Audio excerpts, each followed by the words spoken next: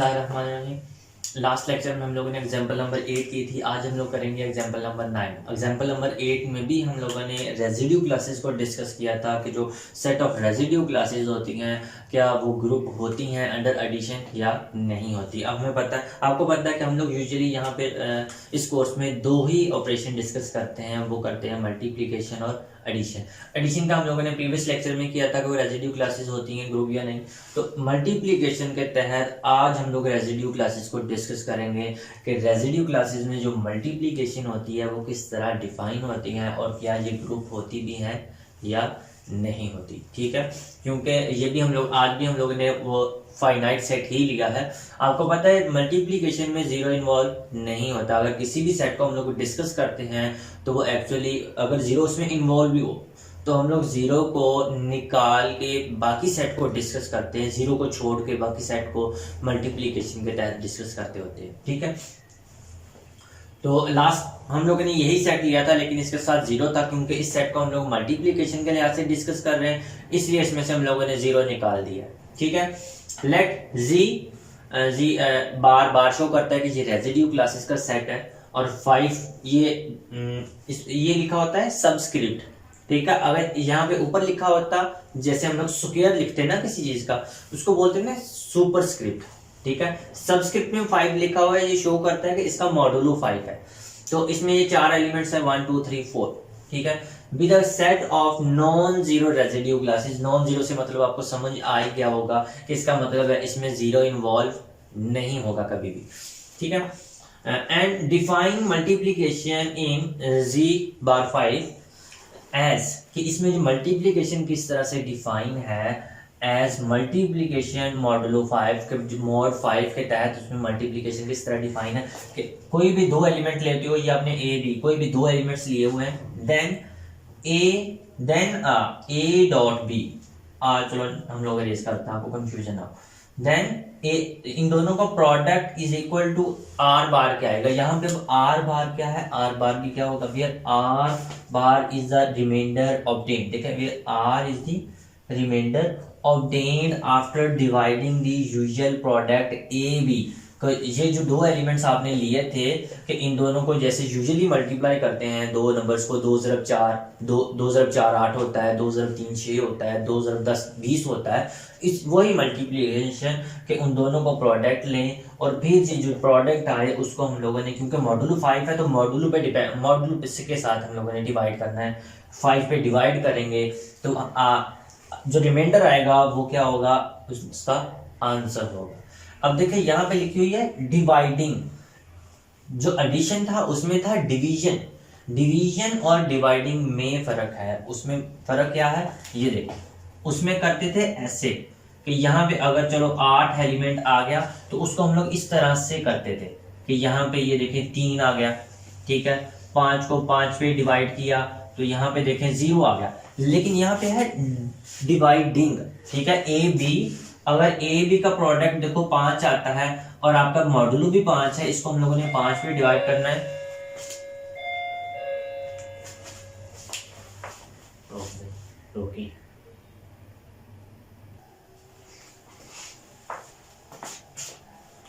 तो यहाँ पे आपके पास क्या है डिवाइडिंग। डिवाइडिंग का मतलब कि आपने ये जो ए बी का प्रोडक्ट अगर 5 आ जाता है तो 5 को 5 से डिवाइड करने से आंसर यहाँ पे क्या आएगा 1 आएगा। लेकिन डिवीजन में क्या होता है, डिवीजन में होता है कि उसका रिमाइंडर 0 आता है। तो यहाँ पे हम लोगों ने एक्चुअली आंसर लिखना है। ठीक है, यहाँ पे रिमाइंडर क्या आ रहा है, 5 को 5 से डिवाइड करने से 1 आ रहा है। अब देखो यहाँ पे अगर 8 आ जाए तो 8 को 5 पे डिवाइड करें तो देखें आपके पास पीछे कितना बनता है, 3 बचता है। 3 बचता है ना। ठीक है, तो इसका आंसर क्या आ जाएगा 3। रिमाइंडर इसका 3 बचेगा।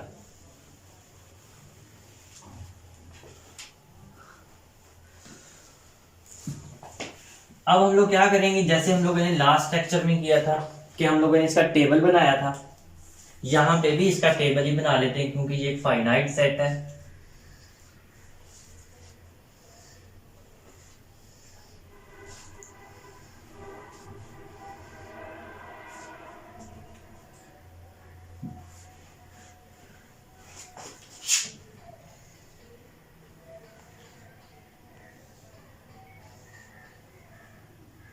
यहाँ पे मल्टीप्लीकेशन 1 2 3 और 4, 1 2 3 और 4।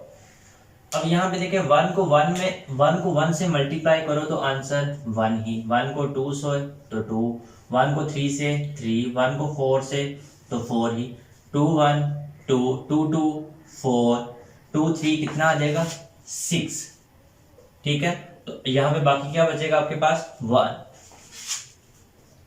ठीक है, अब 4 2 8 कितना आ जाएगा 8, 8 को 5 पे डिवाइड करेंगे तो रिमाइंडर कितना आ जाएगा 3। इसी तरह 3 को 1 से ज़रा देना है, क्या बचेगा आंसर 3, 3 2 6, 6 का क्या बचेगा 1, 6/5 1, 3 3 9। ठीक है, 5 में से 9 निकालो, पीछे कितना आ जाएगा 4। देखो 4 3 12, 12 अब देखो 12 है ना, और 5 2 क्या होता है 10। ठीक है, तो 10 में से 12 निकालो तो कितना आ जाएगा आंसर 2, 4 1 4, 4 2 8, 8 में से 5 निकालो तो कितना आ गया आंसर 3, 4 3 12। ठीक है, 4 3 क्या आ जाता है 12। तो वही देखो 12 में से 10 निकालो 2, 4 4 16, 5 3 कितना होता है 15, इसको माइनस करो तो आंसर क्या आ गया 1। अब देखिए जितने भी आंसर आए हैं वो आपके पास क्या आए हैं, सारे के सारे ग्रुप के ही एलिमेंट्स आए हैं। जितने भी हम लोगों ने टेबल में लिखे हैं, इसका मतलब है ये जो आपके पास गिवन सेट है वो आपके पास क्या आता है, एक ग्रुप है। ठीक है, तो हम लोग यहाँ पे लिख देते हैं, इट इज क्लियर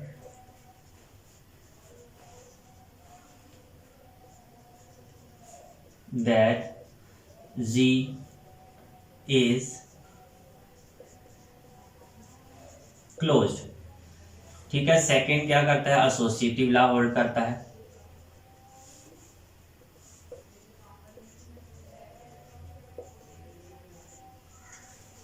अब थर्ड आपके पास आइडेंटिटी एलिमेंट, मल्टीप्लीकेशन के लिहाज से आइडेंटिटी एलिमेंट हमें पता है क्या होता है 1। तो यहाँ पे देखें जो 1 बार है, ठीक है, रेजिड्यू क्लासेस ऑफ 1 है, वो आपके पास क्या है, रोल प्ले कर रही है आइडेंटिटी का, क्योंकि उसको किसी चीज से भी मल्टीप्लाई करो तो फर्क नहीं पड़ रहा। तो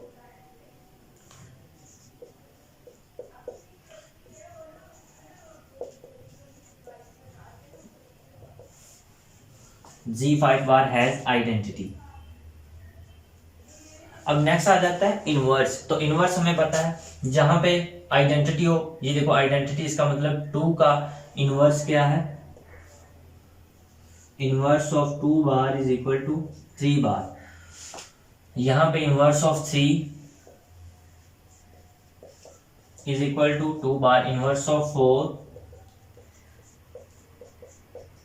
इज इक्वल टू 4। देखिए ये बात, मतलब 4 को 4 से मल्टीप्लाई करने से आइडेंटिटी आता है, इसका मतलब ये दोनों एक दूसरे के इनवर्स है। देखिए सभी के इनवर्स। अब देखिए ये 3 भी जी में बिलोंग करता है, ये 2 भी जी का ही एलिमेंट है, ये 4 भी जी का ही एलिमेंट है, हर एलिमेंट का इनवर्स जी में मौजूद है।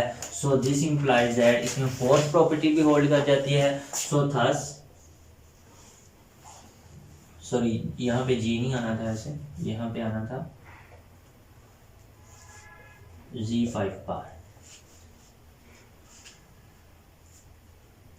belongs to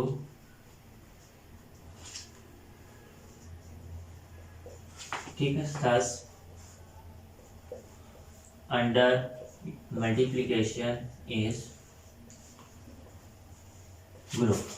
ठीक है, तो यहाँ पे आप लोग ये बात समझ लें, ये वाली ये हम लोगों ने कैसे करना है। ठीक है, ये कैसे करना है, 2 × 2 4। ठीक है, ये 5 से छोटा है तो उसको वैसे ही लिख दिया, लेकिन 2 × 4 कितना आ गया, 6 आ गया। तो 6 को फिर हम लोगों ने क्या करना है, 5 या 5 के मल्टीपल से हम लोगों ने निकालना है, फिर देखेंगे जो आंसर आएगा वो आपके पास निकला है। देखिए जैसे देख 3 2 6, 6 को 5 में से निकालो तो आंसर 1, तो 3 × 2 में आंसर क्या आ गया 1। इसी तरह 2 × 4 कितना आ गया 8, 8 को 5 में से 5 निकालो तो आंसर कितना आ गया 3, तो आंसर आपके पास देखो 4 × 3 आ गया। इसी तरह 3 3 कितना आता है 9, तो 9 में से 5 निकालो तो आंसर क्या आ गया 4, 4 4 16 हो गया था। तो हम लोगों ने वहां पे क्या यूज किया 5 के मल्टीपल लेके गए कि इसके करीब 3 5 का मल्टीपल कौन सा है, ठीक है, बिल्कुल इसके छोटा। तो वो कौन सा था 15। अगर 20 लेते तो वो इससे बड़ा हो जाता, इससे जो छोटा था वो 15 लिया हम लोगों ने। तो वो 15 माइनस किया तो आंसर क्या आ गया 1। तो ये देखें इन दोनों का आंसर क्या आ गया 1 आ गया, ठीक है। तो अगर आप लोगों को ये आपके पास हम लोगों ने शो कर दिया, ये जो Z5 होता है अंडर मल्टीप्लिकेशन, ये भी क्या होता है ग्रुप होता है। अगर आप लोगों को इस क्वेश्चन से रिलेटेड कोई भी क्वेश्चन हो या कोई क्वेरी हो तो आप लोग कमेंट सेक्शन पे जाके हम लोगों से पूछ सकते हैं। Thank you so much.